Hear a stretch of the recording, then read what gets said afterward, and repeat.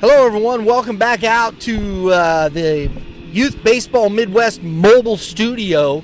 We're here at Ozark Mountain Sports Complex for today, Class 5, Class 6 semifinals. It's been a fantastic week of baseball here.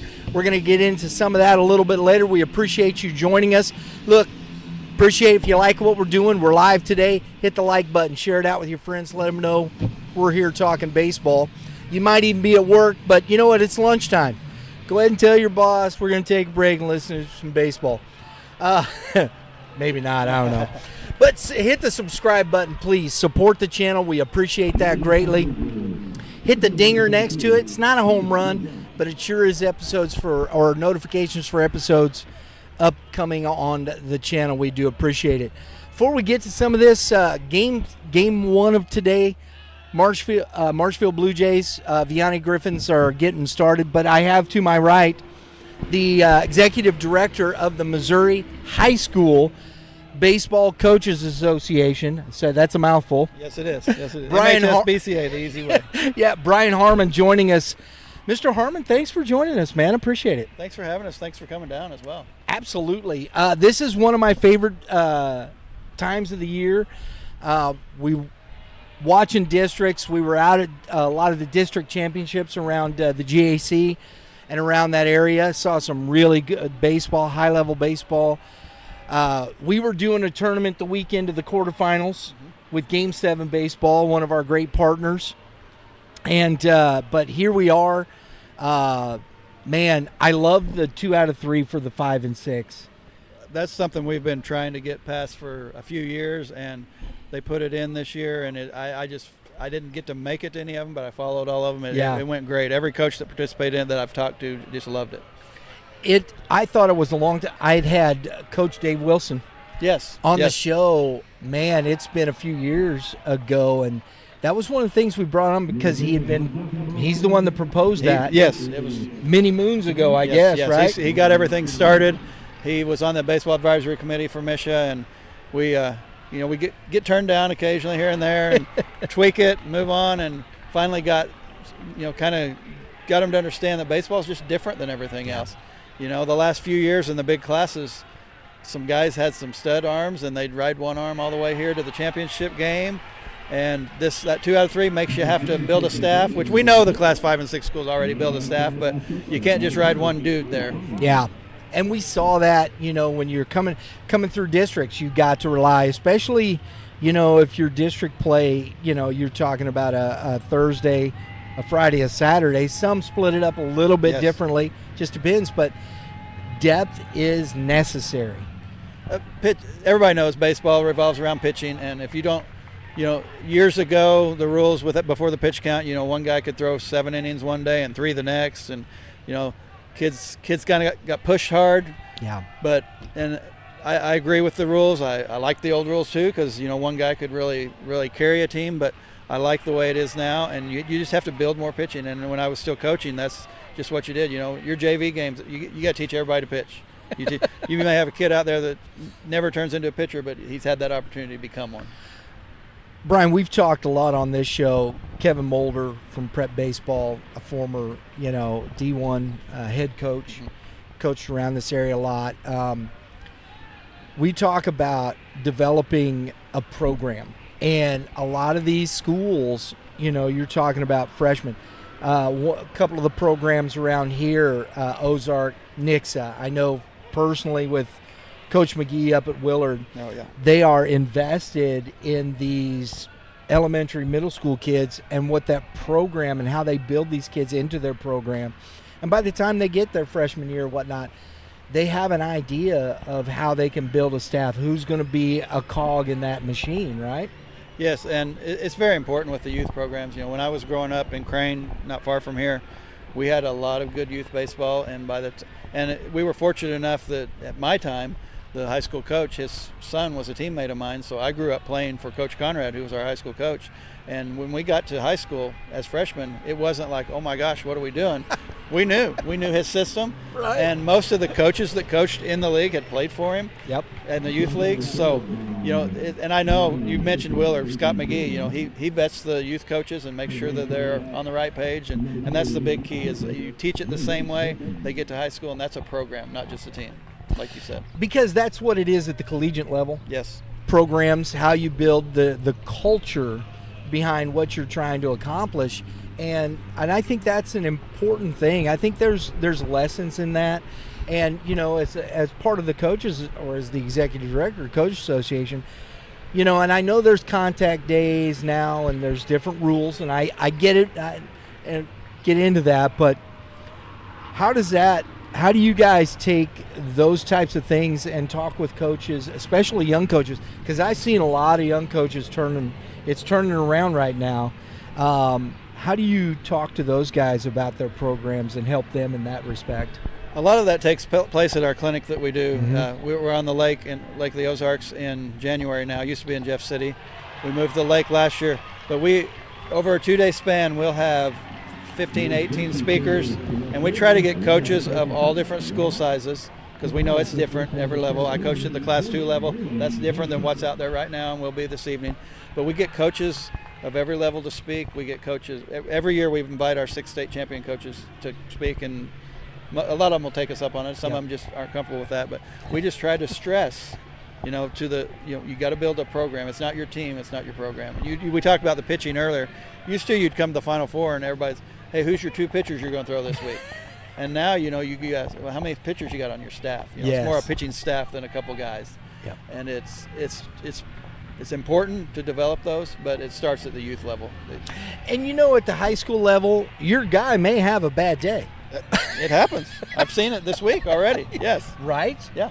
Yeah, because I thought, yesterday Sullivan, and no offense, the kid's been great, and he didn't pitch bad, but he just didn't wasn't his day. But Drake Gower. Yeah. I felt bad for the young man, Mm-hmm. but it's just one of those things. He just wasn't quite on top of everything, and it just got to it. Yeah.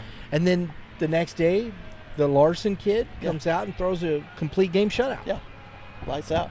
And you see the same thing as high as the major league level. A guy, I'll look at a score sometime and I say, I thought so and so was pitching. Well, he was. He got hit today. It doesn't happen. Hammered. Yeah. And but at high school, that's why you've got to have the depth. With the pitch count, you definitely do. But you can't. You get to this level, everybody's on short leash because you can't afford to get too far behind. And you hear a lot of coaches preaching that, take some pitches early. If you got a guy that's a big arm that maybe you're not used to seeing as much, take some pitches, see if we can build that up, get his pitch count up a little bit. And those are strategies. That's baseball. That's the game. It's gamesmanship. Right. And so you do have to have those guys. And when you get thin, that's when it can be tough. It's tough. I've had teams at the small school level that I tried to schedule as many games as I could, and we may have a 5-game week one year, and I'm thinking, I've got 4 or 5 guys that might not get to throw this week. Yeah. And then other years you got a 5-game week and say, I don't know if I've got enough guys to throw the 5 games we got. It's different. Like I said, school size matters, but it's at every level. We saw Chillicothe win the Class 4 state championship, and they got a 15-man roster in a Class 4 school. They put it together and did what needed to be done. So the clinic, I got a table as a vendor over there this past year, and the first time I've been there and meeting some new coaches, it was a lot of fun. I've known Coach Perkins for quite some time, and he's been really great with our show and coming on, being a contributor and whatnot. And it was interesting watching all the interaction and meeting some of the coaches, the small school coaches especially, because I think that's where, because Class 4 we followed Class 4 pretty tightly this year, and it's amazing, I think, the depth and the quality of teams in Class 4. It is. There were a lot of teams we put out rankings every 2 weeks with our Yeah. coach association. There were a lot of teams that were ranked all year that didn't make it, and it's not because they didn't perform. It's just they ran into somebody that maybe was unranked but was overlooked throughout the year, and they just different parts of the state. It's different. We don't. The teams in the Northwest don't see the teams in the Southeast, so you just don't know when you're voting. You're not sure. What you're doing. Well, and that's the thing. We did our rank. We started doing rankings last year. This is the first year we did Class 4. It's challenging. It's and tough. I know people say, well, the coaches poll and whatnot. Yeah, but like you said, you don't see every team. know. So you're trying to do the best you can, and that's what's hard. You're looking. We look at strength of schedule. We look at opponents played, and then looking at talent-wise as best we can. But you get on the west side of the state, there's very little information out there. Right. Right? It's a lot tougher. And the farther northwest you go, it's tough. And a lot of those schools, they won't have, not necessarily a bad record, they won't have a lot of games played because of the weather, Yes. They may come into postseason only played 20 games where someone else played 30, 35 games. And so you don't get a good read on them, and then they put it together at the end. And then they beat you around. No, they do. And that's what baseball's about. Yeah. It's not about which team's better, it's which team performs better that day. Amen to that. Which is why I like the 2 out of 3, because the deeper team has a better chance, in my opinion. I agree. And you can still lose, but and it was interesting because I think we only had, even in both classes, I think there was only one that went 3 games, and that was Parkway South and Jackson, right? Or was it no? No, Webb City and Platte County. Yeah. That's right. And Webb City won game 1 on Friday, and Platte won both games on Saturday. And the game 1 and game 3, I believe, were extra innings. Both extra innings. And game 2 was close. It wasn't extra innings, but it was close. So that was a well-balanced series. Yeah, Coach Donick. And you know what? And that's the thing that was interesting. Coach Donick, they had an up-and-down season. Mm-hmm. They hovered around 500 for a lot of the season. Yes. Had their ups and downs, but there you go. That was 2 very good teams, well-coached teams. Yes. Coach Sipes up at Platte County. Very good. They have good programs. Yes. And that's the difference, and you saw it in that one. And I think we'll see more of that as it goes along. I agree. It's been, you mentioned Dave Wilson earlier. Dave retires. The rule comes in. His old stomping ground, Staley. They were the first team to complete their 3-game series. They were the first ones, by the clock. They were all the same day, but by the clock, they were the first ones to advance. So I know he's proud to see that come. I wish it had come earlier when he was there. How about Coach DeAndre Josenberger, first year?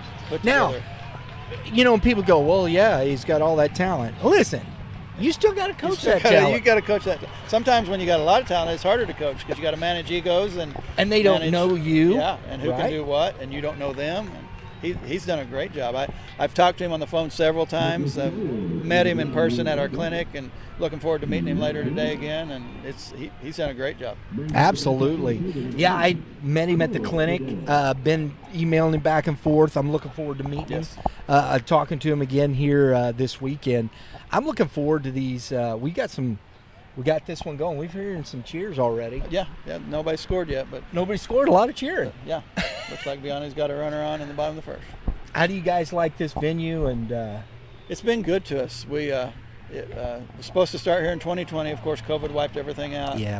And then in 21, they've hosted it. This will be their 5th year now, and every year they tweak a little bit to try to make it better. They've got the great building down there with batting cages. Teams get to come in and coaches get to meet each other, do their coin toss indoors, and while their kids are taking batting practice, things like that. So we enjoy the venue. Yeah, absolutely. And you know what? Marshfield, of course, is just up the road. Yes. Vianney travels well. Yes. So good crowds, of course. Logan Rogersville. That was huge last night. Fairgrove yesterday morning. It was a big Fairgrove. Crowd. It made for some really good high atmosphere for state championships, and I love that part of it. I really do. This is a great. I mean, it's basically a major league ballpark.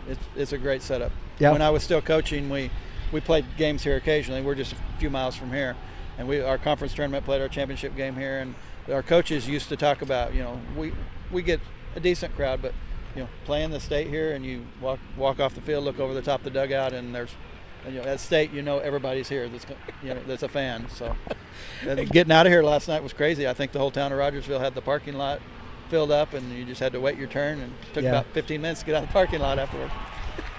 Who are your favorites? Oh no, I'm not going to ask you that.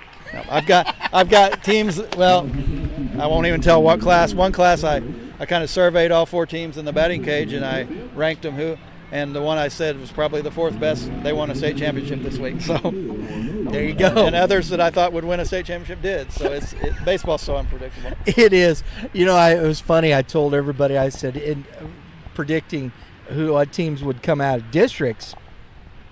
I got like in class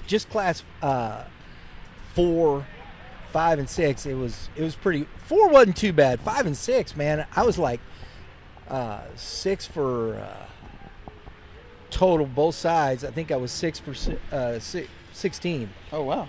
It was horrible. Yeah. But that's not a bad prediction either, because people say, well, the number 1 team didn't even get out of their district in some classes. Well, the number 3 team was also in their district. Yeah. So some of these districts are loaded, and other districts, they're not bad districts, but they're balanced too. Yep. And it's in a different way. So you never know. No. That's why they play the game. I'm really looking forward to these last 2 days. Absolutely. I think it's going to be a lot of fun. We're getting started here. Yesterday, if you missed it, Chillicothe, head coach over there, Troy Figg. Yes. Fantastic. That was their first state championship, wasn't it? That was their first Final Four ever. I think he said they had won 2 or 3 districts in their history. Yeah. The whole school in history. That was so cool last night. It was. And Coach, I did not know Coach Figg before, and I got to spend a couple of days talking to him, and he's just a great guy and great coach. I was very happy for him. Absolutely. Heck of a nice man. And, there was a lot of emotion in it. And I think that's what's cool about this, isn't it? And so they took care. And listen, Chillicothe took down Father Tolton and Logan Rogersville. Yes. I mean, I did not see that coming. No, 2 powerhouses and jumped out ahead and let them back in it and held them off. Both games were almost identical. The young man, Noah Reinhardt, the pitcher. I was so impressed with that young man, Coach. In that championship game, watching him, there was an inning where he struggled. Yeah, they got in. His team booted couple walks, and I told him this when I was talking to him afterwards. I was so impressed with that young man because every time his head never dipped. He never looked at his fielders and was like, he just got the ball, got back up there, and kept competing. Yep. Seems like the kind of guy that if a guy makes a mistake behind him, he would just say, hey, I'll get the next guy for you, instead of now I've got to pitch to another guy. Right. And he did a great job, gutted it out, and then they made the pitching change, and the reliever struggled a little bit, but then going into the 7th when he had a clean inning, he was on top of it. The kid that come in, Donahoe, sophomore. Yes. That's impressive. That's some ice in the veins right there. You don't see that a lot. See, and that's the other thing. Do you have in your depth, and a lot of times it may be a young guy. Yes. And can he handle that moment? Yes. And I've seen some young guys in the past, over the years, not necessarily this way. Some young guys really step up, and I've seen some veterans not handle the pressure as well. Yeah. So congratulations to Chillicothe. Sullivan, I thought they came back out, played a very good game. They played the game that I think they're capable. Yes. In the 3rd place game. Yes, I agree. Happens. I think the nerves got them a little bit. Yep. But they took care of Tolton, got 3rd place. Congratulations there. Fatima. There was another team. We had them up and down, in and out of our rankings. They were right there, played a really tough schedule. I think around 500 going into the district, but I talked to their coach before the game yesterday, and he said, 500 with our schedule is still all right. And I said, I know, I followed you. And, and when you play a schedule like that, you get up to this high level, and you may face a really good pitcher, but he's just like the rest of the guys you face. He's not anything better than what you faced. He's just, you're used to it and ready. Absolutely. They impressed me both days. Yeah. Took care of Fairgrove, which had a fantastic season. Fairgrove, we had them in our top 20 quite a bit of the time. Actually, no, that was Class 3. I was thinking of somebody else. I'm sorry. But Fatima took care of that. Portageville, third place game, 7-4 over Holden. Portageville, another one that was kind of up and down a little bit, but hey, they beat some good teams to get here. Yes, they did. Because West County was playing very well down there. Yes. And I thought West County would end up there, personally. They were the one I had my eye on from that area, right? That section of the bracket. Yeah. But hey, Portageville has been here 3 out of 4 years. Bounced back between Class 2 and 3, but something to be said for tradition there. Yeah, because Tolton, I really thought Tolton was going to be the team that would take the title this year.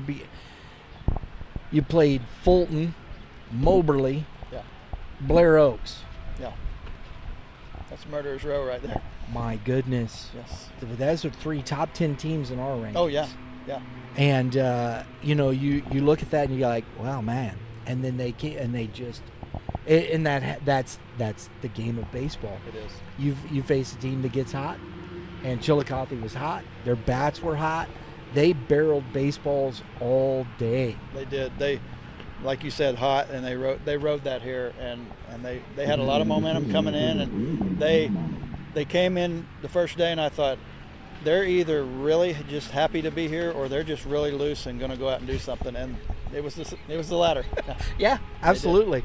I think the fun one we talked about we'll go back a few days. Class 1, St. Elizabeth, Oran have been the state champs since 2018 in Class 1. Seven in a row between the two of them. And it was just a heck of a semifinal game again. It was. Both teams. First game of the week, morning game, it was like a championship game to start the week. Yes. And not that the other two teams didn't have a chance to win it, but it's just the atmosphere between the two of them. And they know each other so well. They walk into the cages, most of the time you introduce the two coaches to each other, and they're introducing each other to us, because they know each other. They've been here, and they can't play in the regular season very easily because they're so far apart, but they've been here together so many times. We had followed St. Elizabeth caught my eye just because of the schedule they were playing. Mm-hmm. We look at must-see games of the week, right, throughout the state, who's playing who, because I think it's a fun thing. It's a great way to learn about teams. Yes. And I kept seeing this St. Elizabeth school, this Class 1 school, playing a Class 6 school, and then all of a sudden they're playing in the Rockbridge tournament, yes, and I'm like, okay. And then I started doing my research, and I'm like, oh my goodness, these guys beat everybody. Yeah. And then I talked with Coach Perkins, and he says, oh yeah, they're good. Yeah. He goes, I saw them. He said, that's a good baseball team. Yes. And sure enough, man, here you go. And they, again, record really doesn't matter too much. It doesn't. To the coach. It's whatever preps you to get here. And play at that level. Play at that level. And they sure did. So congratulations to all these teams. We got some really good baseball all day. Look, Misha TV's got it, right? Right, yes. Go to Misha.org, go to Misha TV, and you'll be able to watch the ball games today. You're going to see, we already got one here. Vianney has got off to a good start. Five runs in the first. Yeah. Yep, 5 runs in the first. The next one coming up, Rockwood Summit, Platte County, I think is going to be a dandy. Could be a really good one. And then you got the 3 o'clock or 1 o'clock, or no, it's noon, 3, and then 6 and 9. Or might even be a little less than that because I think we're rolling 40 minutes. Yeah, we're going to roll as quick as we can in them. Yeah, so, and it's going to be a challenging day. It is. So hopefully the wind will slow down and we won't get blown away here. My crack staff, we're going to cut here and get out of here. Coach, thanks for taking the time. Thanks for having us. Appreciate it. Hey, folks, appreciate you tuning in. Remember, subscribe. Go to Misha TV. Watch some baseball today. We'll be around all day today. Live look-ins. Everybody have a great day in the Lord. We'll talk to you soon.